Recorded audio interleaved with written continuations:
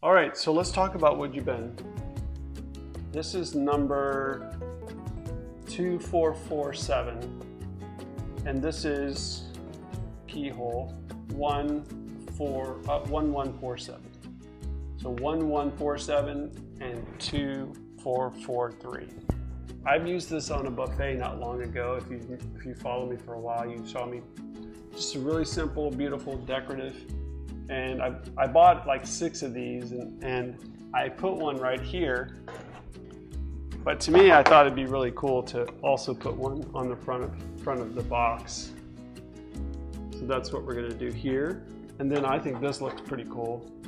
There's a little hole for like putting a nail up, but I think there are way better ways to hang this up now. Like I'm gonna probably put a couple hanger screws. So I paid $3 for this box. Maybe it was half off that day, but I think it'd be kind of cool to put that up there and even let the top peek out. So that's my plan. There you go. I like to put tweezers on my piece so that the heat gun doesn't burn my fingers off.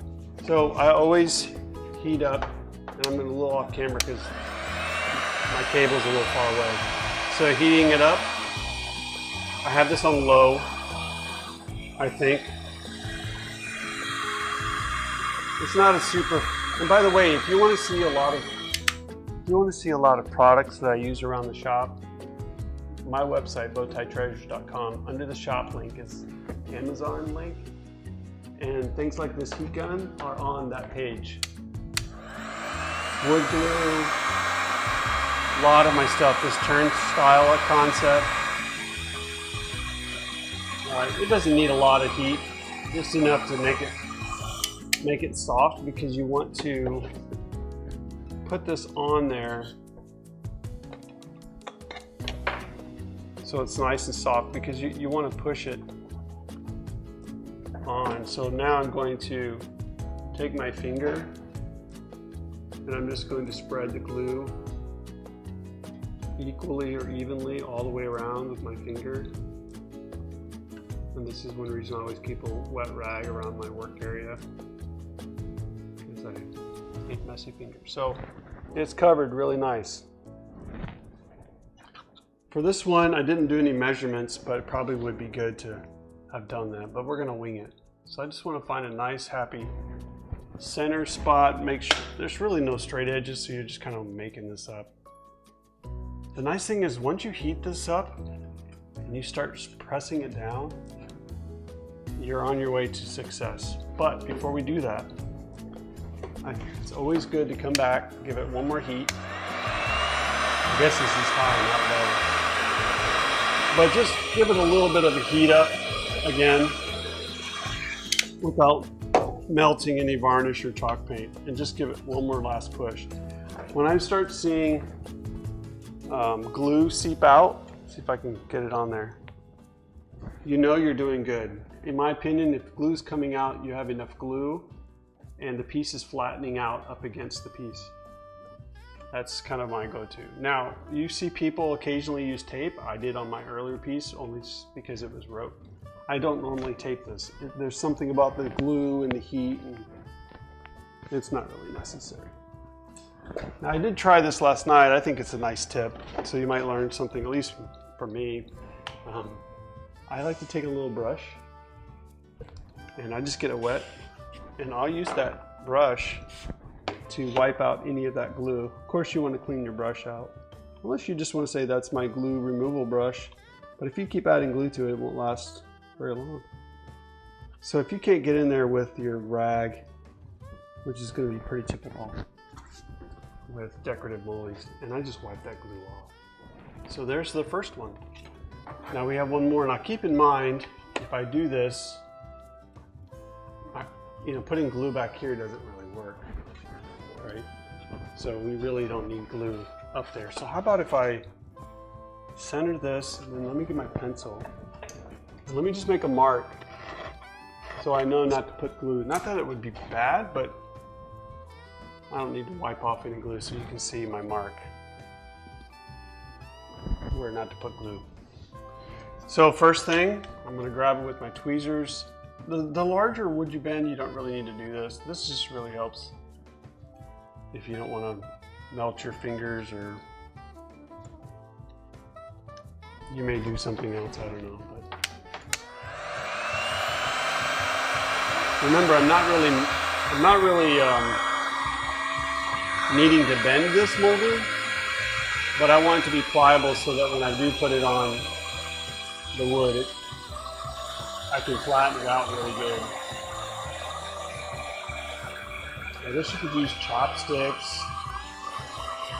I have a bamboo thing I use for my toaster. Just something to keep your fingers away from the heat. You can get the back a little bit too, because that's the part you want to be flattened out. Hopefully it's not too painfully loud. That's the one nice thing about having a lapel mic, is that it kind of keeps the sound from being too crazy. Alright, so we're almost, I didn't realize off camera there, sorry. Alright, so I got my glue. Did not go above my line. And then we'll go back using my wet rag. You should get an extra sticker, class participation sticker. I'm looking at my pencil line. All right, so just give it a nice little soft press that gets things going in the right direction. Because that glue is hot, or that piece is hot, it's starting to bond that glue. I'm gonna give it a heat. Just one more. Because it settles pretty quick, so I just want to give it a little bit more heat to make sure that I can get, I'm looking for glue kind of seeping out. And it's doing really great. And then I'm going to grab my little brush, and I'm just going to quickly, I don't know how critical I'd say this step is, but if you got glue you don't want, the glue's not going to dry as fast as some things. So if you're looking to paint this right away, you don't want that wet glue anywhere. So if you got a better way of doing this, I thought about Q-tips, but I don't want that cotton sticking to the glue. And I'm not using such a wet brush that it causes any problem. So this one, we're going, this one we're definitely going to go, I think it'd be appropriate to do Old World with this one. So like, let's think French cottage. Nothing, you know, no crazy colors, just grandma had it. She lived in the country. She's passing down her secret recipes to all of her favorite potluck pieces, you know. If you remember, this was a box that I stuck some wood you bend molds on, and up here and here. I think we talked last Friday night about this being either like a recipe box. Someone said a salt box, which I really did look that up to see what that was, but I think it would be, my goal is to bring out the details of the wood you bend molding.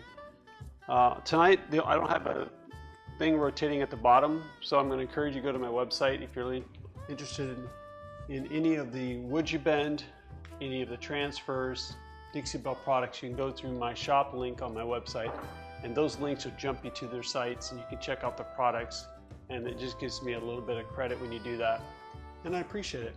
Attic. Okay, so this first one I painted with French linen. Just put that up there. French linen by Dixie Belle. So that was our first coat.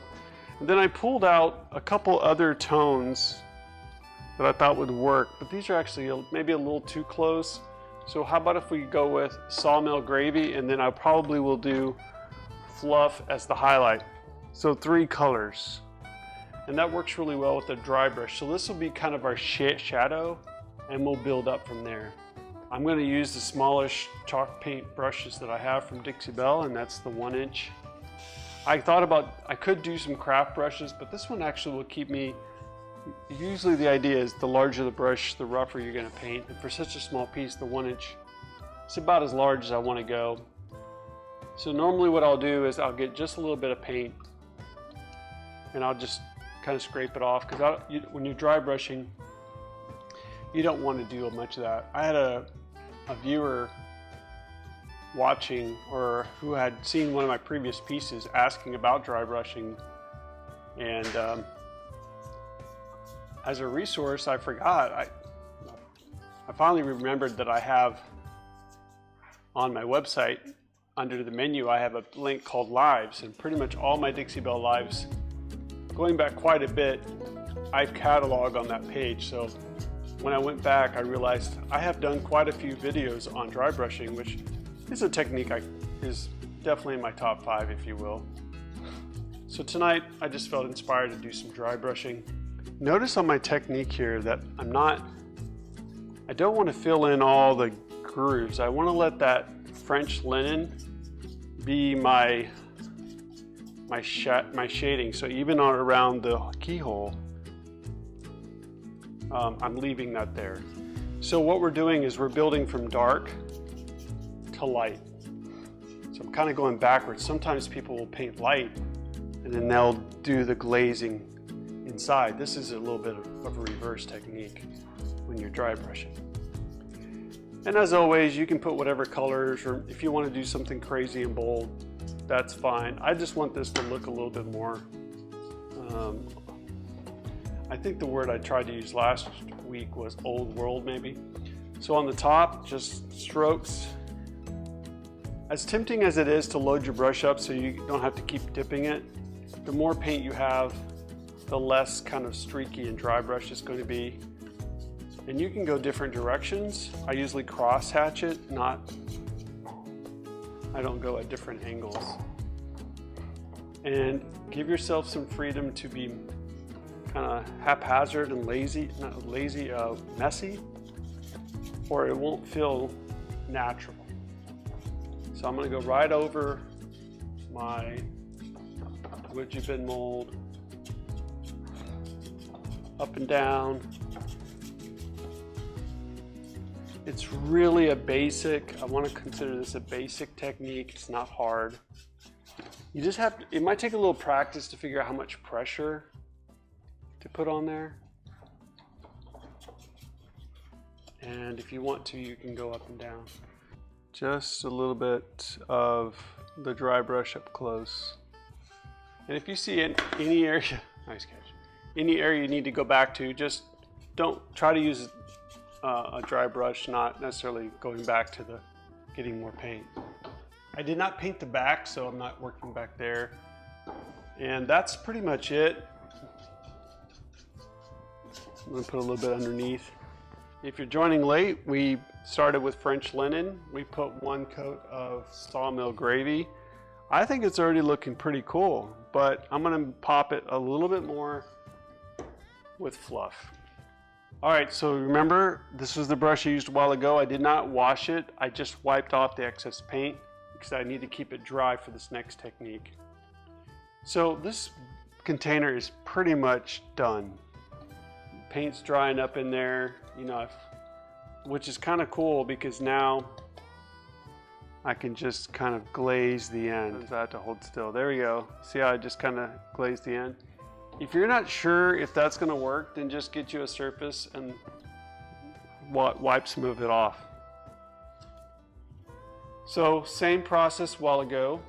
You're just going to dry brush. Now notice how little, because I don't have much brush paint on my brush, I need to get a little bit more. So so what I did a while ago with sawmill gravy, I'm doing less with white because I don't want a lot of this. This is what we would call in art, or in general, this would be a highlight. You're just highlighting. So try to focus your attention towards the middle. And you just have to determine, is that enough? I want to do a little bit more. This might be too dry, but that's okay. how much paint, what brush you're using, how much pressure, all will affect the end result. I'm trying to create a little bit of a glow in the middle. If you're just not careful, it's gonna be splotchy, but that's okay. Remember, this is part of the technique that it's gonna be worn. Okay, so be okay with the irregularities, and it might be easier to do this with fresh paint, but I kind of like the crumbly. Okay. All right. So the front, keep your focal point towards the middle. So you work your way out from the middle. So your goal here is to highlight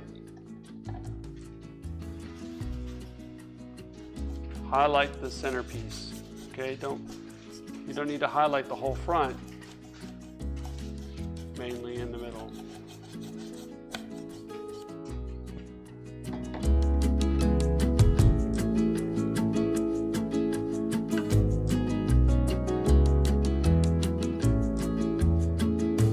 And I'm just going until I want to see the wood grain, I want to hit the edges, I want to see the nail holes.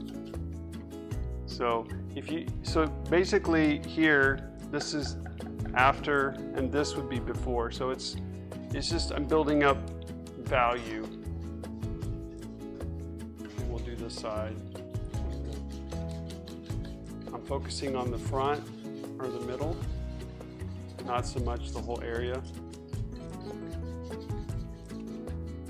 So you can see this little section here. Now the battle you're going to have is when you do a dry brush technique is decide whether or not you want to do something like metallics. But I usually will tell you that metallics and a rugged dry brush technique don't really. It's like putting metallics on a Western wagon. It's not really the right aesthetic. Does that make sense? So this is all dry brushing.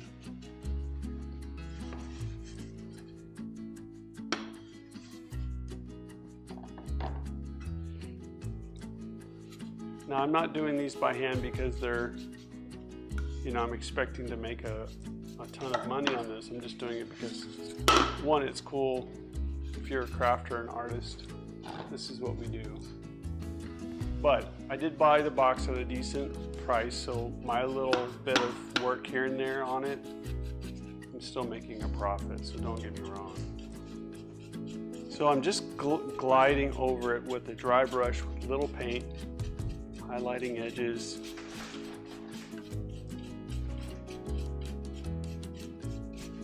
All right, so this is like the epic, this is the perfect dry brush look where you three values, light, you can go dark, but I went medium, light, and then highlight.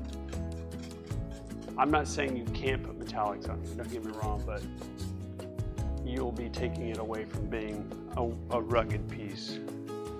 So to me, this piece is okay, but the wood you bend made a huge difference. In fact, I'm going to go ahead and take my wet brush from a while ago and go in and be a little bit more purposeful with the highlight. I want to get a little bit brighter on some of the tops, see if I can do it. So I'm just trying to hit the peaks of this mold.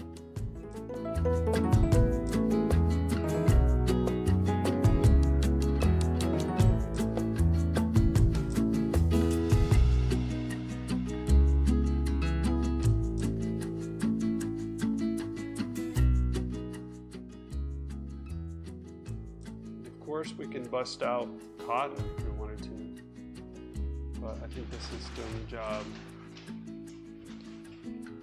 You probably won't be able to see that, but just having a little bit of highlights. So this is a cute little box. I mean, it's got some cool character. I could totally see it just sitting on a desk and not being hung. Out of courtesy, I'll put a little hanger on the back, getting rid of the whole idea. I think it's nicer that way. So that's kind of what my plan is on that.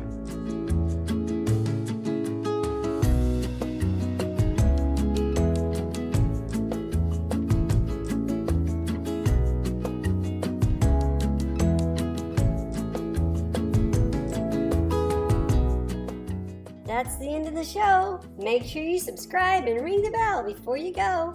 Bye.